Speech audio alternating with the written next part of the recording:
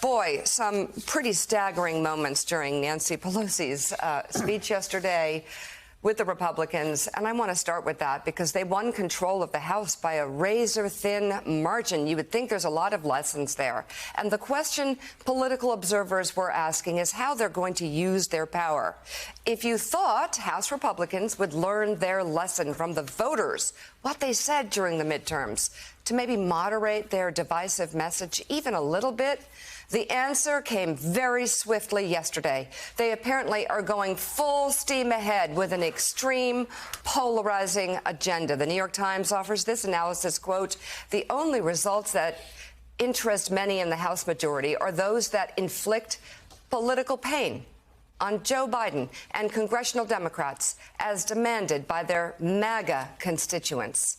In a closed-door meeting of Republicans on Monday, right-wing lawmakers, including Representative Marjorie Taylor Greene of Georgia, extracted a promise that their leaders would investigate Speaker Nancy Pelosi and the Justice Department for their treatment of, get this, defendants jailed in connection with the January 6th attack on the Capitol.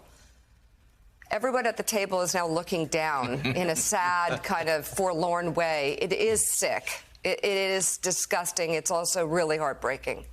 The GOP's swift snapback to true form was quicker than when Kevin McCarthy denounced Trump after January 6th. Remember that? Only to resurrect the disgraced former president's political career weeks later by flying down to Mar-a-Lago and kissing the ring.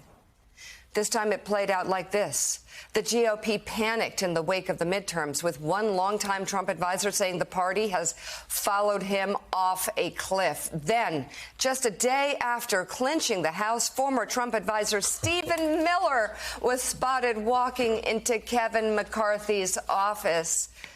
The hot stove, they just keep putting their hand on it. In the campaign leading up to the midterms, most Republicans said they would be focused on inflation, crime, and addressing the issues impacting the American people. They were trying to own those messages, in some ways even steal them from the Democrats. But let's see how long that lasted. Take a look. What Americans want, need, and deserve is a clear, common-sense alternative. And that's what's happening with the House Republicans. We will provide to the American public a commitment to America. Between inflation, crime, and open borders, I think voters all across the country are ready to change the path we're on. No more inflation, no more paying people not to work, no more broken supply chains and abandoned borders. The Democratic Party, they have a majority. They could stop this crime today. Some people say, well, they're soft on crime. No, they're not soft on crime. They're pro-crime. They want crime. These are not good numbers, guys. 8% inflation, that's a bad number. Well, the Republican plan to improve the economy is twofold. First of all, we want to stop unnecessary spending. We have record inflation because Democrats spent like crazy. They paid people not to work, and they drove up the cost of energy. So that's what Republicans will focus on.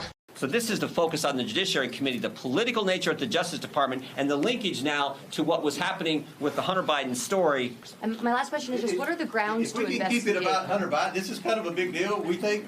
If we can keep it about Hunter Biden, that would be great. Wow. They cared so much. Dave Ignatius, they cared so much about the issues confronting this country. There's a party that's seeking to reach out to America, be a governing party. And then it all came down one day later when they finally got their slim majority. They should have gotten a much bigger majority. They should have historically also gotten the Senate. They got just creamed in the midterms. The Republicans are already backed into a corner, and they just keep retreating. They keep narrowing their focus, their appeal. Yeah. It's fascinating to see. One thing Nancy Pelosi was good at was leading her caucus.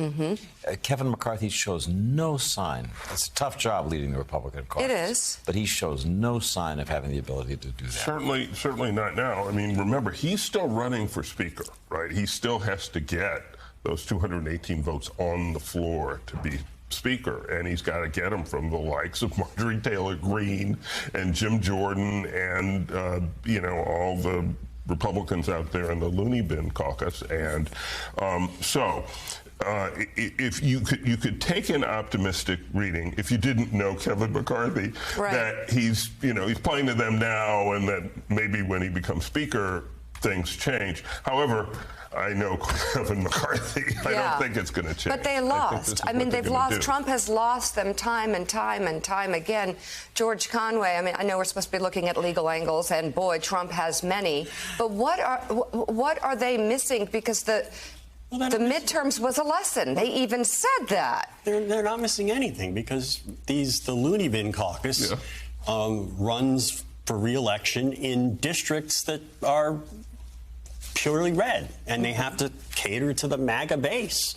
And so it's all about them getting their pusses on Fox News and talking about Hunter Biden and all this stuff and impeaching Joe Biden. And that's what we're going to see, because there's just too many of them in the caucus that want that, because that's what gets them in office. E.g. Marjorie Taylor Greene. But wait, hold on. It gets them reelected. Okay, but if you're leading Susan Page, the Republican GOP, the Republicans in Congress, and you're looking at Steve Kornacki's big board, what are you saying? What do you bring? What you get your pointer out and you say, here's what happened, and here's the lesson of the midterms.